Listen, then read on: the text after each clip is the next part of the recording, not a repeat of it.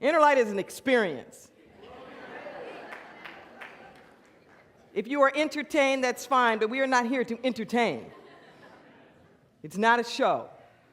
It is true worship and celebration of life and experience.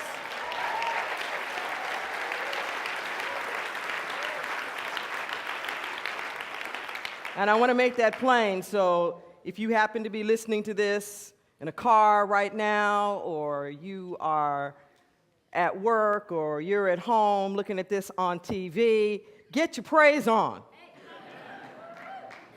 Get your praise on. Every now and then I have to do a little diversity lesson around the music. I grew up in the Black Pentecostal church, which some of you have probably figured out by now. And Valerie Joy is a preacher's kid who also grew up in the black church. And when I came to Santa Cruz and we're starting Inner Light, it's like, okay, I'll do anything. I'll do turkey, foo, and Birkenstock, or anything you want. Just give us the music. Just to get my preacher on, I got to have the music. And for a while, we couldn't figure out why people weren't, like, getting into it. And then we realized we had this cultural glitch thing that was happening, where in the black church, you were expected to stand up and to sing along. And that if people weren't standing up and singing along, you bombed. And my white compadres were explaining to me that they grew up being taught, you don't sing along because that's rude. It's their time up on the pulpit. So hear ye, let it be known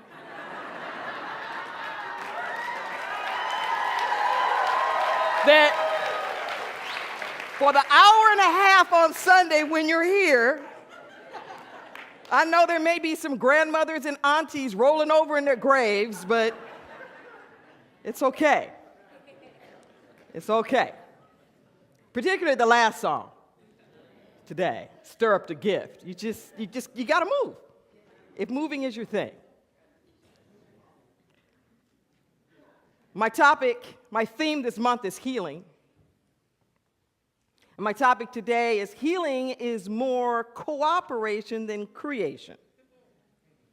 Healing is more cooperation than creation. You know, when you cooperate with something, it's just that, cooperate.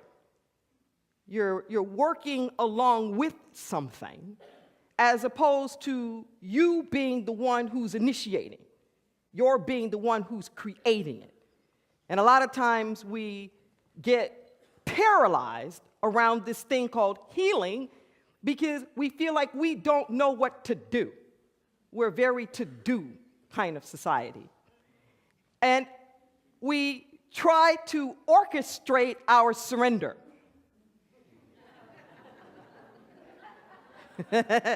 We want to plan it out. What do I have to do to get over myself?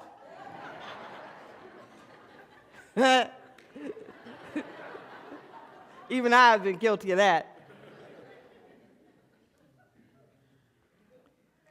But what we're hoping to establish here this month is that healing is something that naturally happens. All you have to do is get out of the way. If there's something for you to do, it's that. Not make it happen. Stop putting up roadblocks. Stop going against it. I remember as a kid, I used to be fascinated with like a scab on my hand. And my mother would always say, like, don't pick at it. Just let it be. Just let the scab be. And this is what happens for us sometimes, is that healing isn't always pretty. Sometimes it gets a little, a little ooky in there. Sometimes it gets a little hard and crusty and whatnot, and we think it's not healing. But that's all a part of the process. I want you to catch it. That's all a part of the process. Sometimes in order to heal, you get weaker before you get stronger. That's all a part of the process. Sometimes in healing, it means exercising and using something that at the time feels a little too hurt to use. And you don't want to do that. It hurts to move my arm. It hurt. Well, yeah, but if you don't, you're going to lose that muscle. So you're going to have to breathe and work through the hurt. There are all these processes that go on that we don't have to create. We just have to cooperate with it. Your body is very smart. Your body is incredibly smart. Every fiber and cell of your body, in essence, thinks and responds and coordinates and cooperates. Nothing is independent in the universe. Nothing in your body operates independently. Everything is working in concert with everything else. And so it is with you in your life. Your healing process is, yes, it's internal in that sense of being private, but there is nothing isolated about your healing. There's nothing isolated. You are part of the great vibration of life itself. And the healing work that you do is a contribution to collective consciousness. The healing work that you do is a contribution to collective consciousness. We are influenced not only by our own personal experience, but by the whole energetic field around us. We are influenced by that. And we have a chance to shift and to change that. We're not just walking around helpless people subjected to things. At any moment in time when you say you've had enough. 2 weeks ago, I remember saying that what I was about to say wasn't so much about politics as it was about consciousness and the laws of the universe and how they work.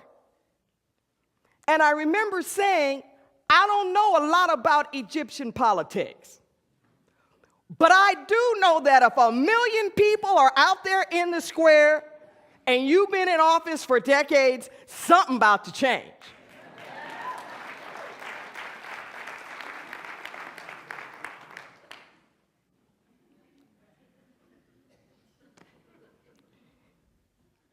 Truth crushed to earth will rise and rise again. So it doesn't matter even how long you've been oppressed or how long you've oppressed your own self. There will come a point in time when the pendulum is going to have to swing the other way. There comes a point in time. A lot of the terrible weather, climatic stuff that we're seeing all over the world is Mother Earth trying to heal herself. Is Mother Earth trying desperately to come back into some kind of a balance? Because she will not continuously suffer abuse without something within coming back and saying, oh no, I don't know about you human beings, but I'm getting healed.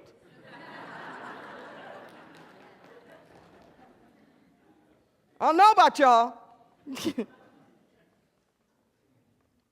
But I'm not just going to sit around and take this. Do you feel that the planet itself even has its own internal healing properties? We don't have to tell the earth to do it. You don't have to tell the universe to do it. It's built in. This is such extraordinary news because we get into a fix-it mentality with our Western mind. Like things are somehow or another permanently broken. Nothing's ever permanently broken. There is always the underlying perfect pattern I want you to catch that. There's always the underlying perfect pattern. So it doesn't matter what's going on in your body temple. It doesn't matter how much disease or how much injury encoded within your spiritual DNA for your body temple is a perfect pattern that is not disturbed. It's not disturbed. But because every fiber is thinking and every fiber is responding. This is extraordinary when we think about it. Your tissues are responding to your mind chatter. Your tissues are responding to your mind chatter. Our immune system goes up and down with our emotions. Our immune system's going up and down with our feelings and the stories that we're telling ourselves. And we can bring ourselves up to higher vibrations as easily as we can take ourselves down to lower ones. It's not the external, okay? When you get the report, the doctor's report, the credit report, or whatever that is, that if you look at it, you have an opportunity to do one of two things. You can give in it the statistical interpretation, which is just an extrapolation of everybody else's past experience, or you can take a look at this and go, miracle about to happen up in here.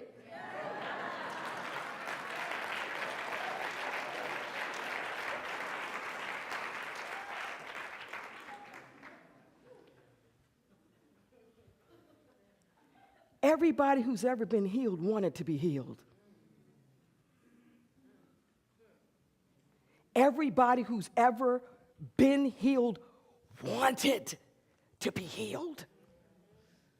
Believed in the healing more than the disease. Believed in the possibility more than the disease. And I want to make a distinction here between healing and cured. See, cured is the external stuff. We're not always going to get cured of the external stuff. Everybody's going to leave here sooner or later. Illness, injury. If the body temple moving into states of disarray was somehow or another a sign of a lack of spiritual consciousness, then everybody would have flunked. Including Jesus. Bodies do what bodies do. Bio things do what bio things do. That's just what they do. But there's a healing. There's a healing that takes place. And you know what happens? When you reach that place of the internal healing, it doesn't even matter to you anymore if things get cured. When you reach that place of the internal healing, you're not even worried anymore what your kids are doing, what your mom didn't do. You're not even worried anymore because you know that all things will work themselves out in their own divine timing and you don't have to do anything about it. That moment of healing is a I've been to the mountaintop place. That moment of healing is where you know in your heart of hearts, it's okay. It's okay and I'm okay. That I am not worse off or less off because of what anybody else has done. Healing takes your cooperation. I went to my spirit definitions this morning, and I looked up to see what it had to say about healing. Can't wait to get these published because they're mwah. And at this part of the definitions, almost all of them have what I would call the components. What happens with these spiritual definitions is that every spiritual quality is described as a place and a space in consciousness. It's a convergence of energy fields. It's not a noun. Like healing is not just a noun. It's just not a thing that happens. Faith is not just a thing. Prosperity is not just a thing. It's an activity. Peace is an activity. Peace is an action. Faith is an action. Healing is an activity. And it explains that there's always two things. There's something that already exists that we're usually not really connected to, or we're not really giving our full consent to. And then there's something that we have to do to bring to the table. There's something we bring to the table, and then it explains the verb. What is that connection? What is that place of activity that's bringing together what's already here and what it is that we as human beings of ourselves have to bring? So I had the two components this morning. And it said that our component was our innate perfection. That was our component. Innate. Inherent. As spiritual beings, we are perfect, whole, and complete. Your spirituality doesn't need to be healed. It needs to be revealed. Your spirituality doesn't need to be healed. It needs to be revealed. Our innate perfection. And what is this thing that it's meeting? It says, it's my energetic quickening. I said, whoa. Innate perfection. Energetic quickening. What's connecting those? And I prayed on it and I sat there. And the first thing that I thought, I looked up, but I knew I wasn't on it. When I know I've really heard, there's something that sinks way down. Maybe dating myself here, but there's something Valerie Hayes always says. She says, the pearl hit the bottom of the Prel bottle. For those of you who are old enough to remember, there was this commercial to show how thick Prel shampoo was, and they drop a pearl in it, and you just watch the thing go down. I know some of y'all had to look up tiddlywinks the other day when I was... Lex actually bought me some. So, yeah, that something happens. It sinks down there. And my first thought was that this inner, innate perfection of ours resonates with the inner quickening. And I thought, resonates. It's like it goes along with, kind of on the same wavelength. I looked up resonate. It's like, nah, that wasn't quite it. But there was a synonym there, and I knew that was it. So I had to look it up. Resounds with.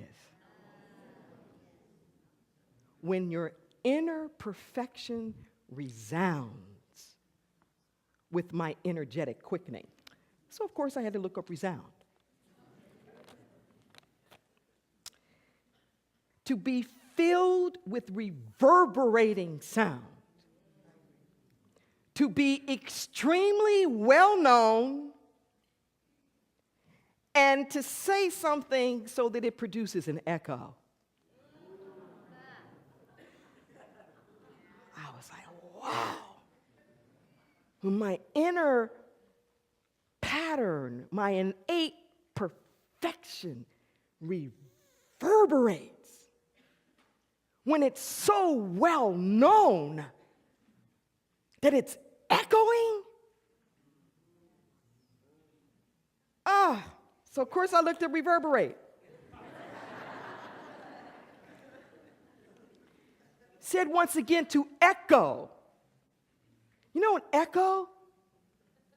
See, sound, it's talking about in terms of sound, but sound is a vibration. It's an energy. You're putting it out, and it's coming back, and it's expanding. And with an echo, it amplifies. So a little bitty something that you do, a little bitty something that you say, boom. I remember when I was 14, I had a chance to be in the Swiss Alps. And at that particular time, dating myself again, at that particular time, Sound of Music was still like a kind of new movie.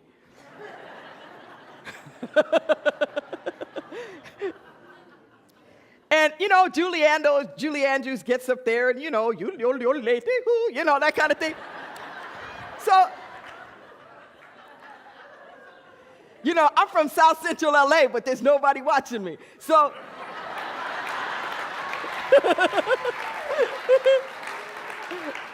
so I went for it, and wow!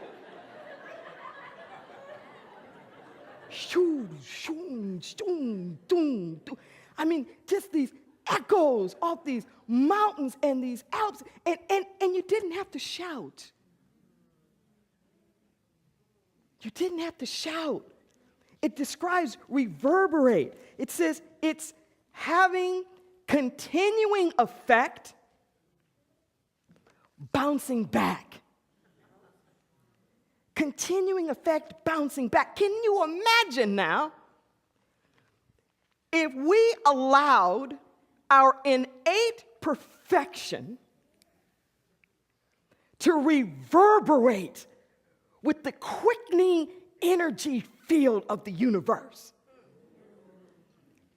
Can you imagine if we just let that happen? Can you imagine if your own innate perfection kept echoing itself back to you?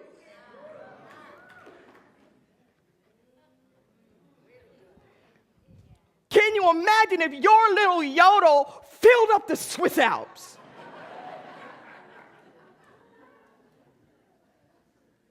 If whatever healing you were doing,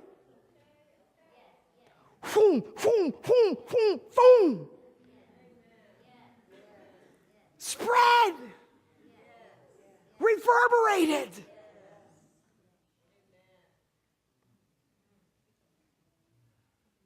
Here's the thing.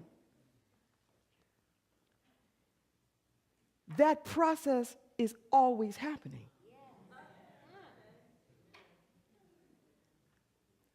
Because divine energy will reverberate and quicken anything that's being put out there. Because that's what it does.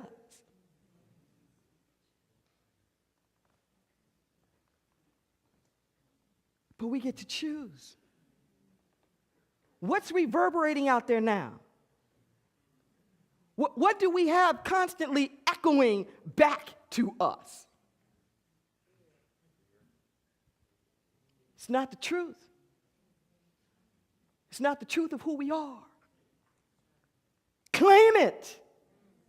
Claim it. Claim it. You know, the only thing that ever needs to be healed is a sense of separation.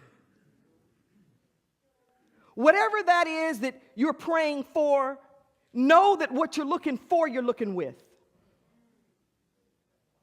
It's you. You are the love that you seek. You are the power that you seek. You are the abundance that you seek. You are the clarity that you seek. You are the wholeness that you seek. It's you. See, that innate pattern is never disturbed. It doesn't matter what's on in your life. If a body is injured and a body heals, it's the same body. It's not another body. It's your health. See, your health doesn't disappear. Your health doesn't go anywhere. Sometimes we allow our sense of our health to be eclipsed by the condition du jour, the ache and pain of the day, but it's still there. Our job, I want you to really hear me, because we mess this up so much as metaphysicians. Because we understand this multiplying consciousness thing, we're too afraid to look at things. Because we are afraid that our attention is going to make it multiply. So for the things that need to be healed, we're not looking. We're saying our affirmations and not looking.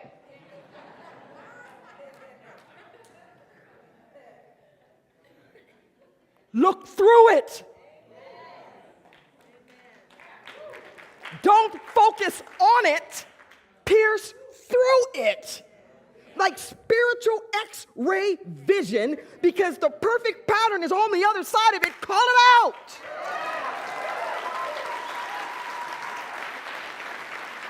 Call it out. I don't care what it is. I don't care if it's your bank account. I don't care if it's politics. I don't care what it is. The perfection is on the other side of the upset. If you're too busy turning your attention away from the upset, you're turning your attention away from where the healing is. You pierce through it. You empower anything you're not willing to look at.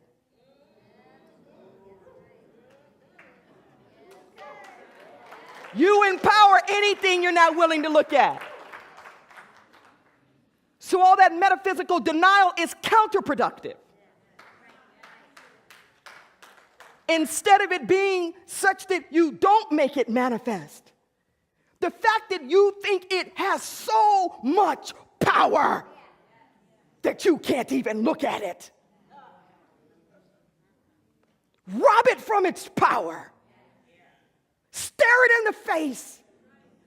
Look the storm dead in the eye.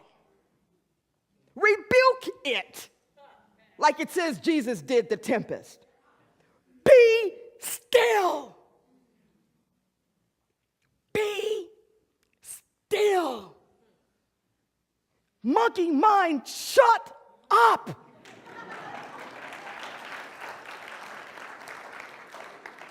You're never going to quiet monkey mind by running away from it.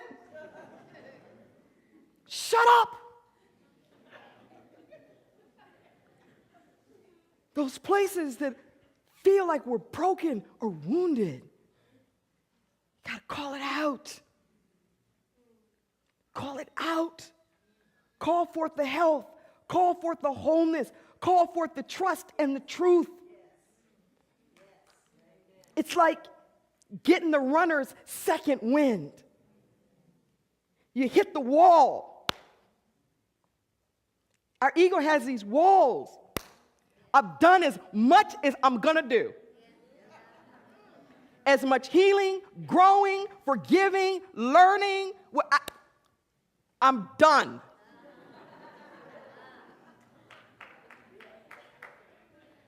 And that's when you have to dig down deep. There's a reservoir. I want you to really hear me. I'm ending now, but you got to hear this. The healing comes when you tap into the reservoirs you don't think you have.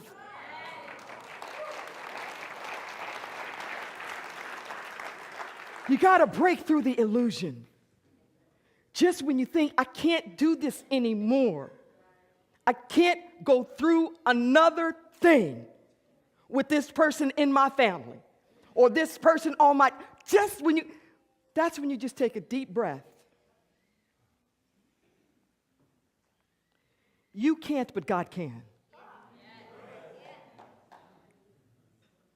Quit trying and let God. Just when you think, I can't forgive anymore, I can't struggle anymore, I can't do that, you got to dig down deep. You have to give the very thing you don't have in order to have more of it. That's one of them spiritual paradoxes. You think you don't have any money. You have to give some of what you think you don't have in order to have more. You think you don't have enough love, you have to give some love. And I want you to catch this. You cannot substitute these things. See, if I'm afraid I don't have enough love, giving you money is not going to increase my capacity for love.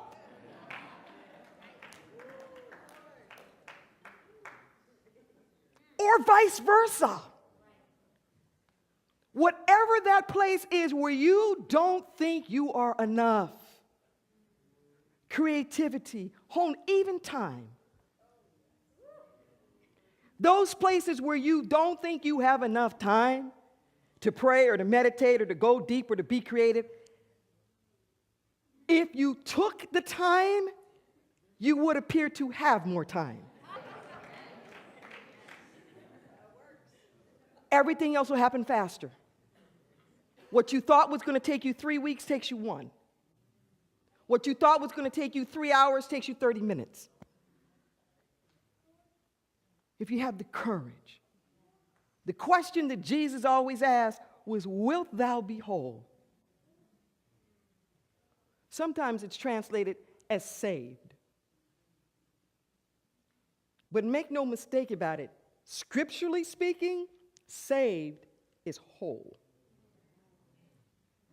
Not saved from some external, saved from your own fragmentation.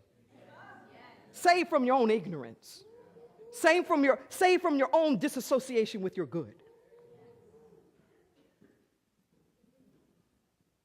Just cooperate. Let us pray.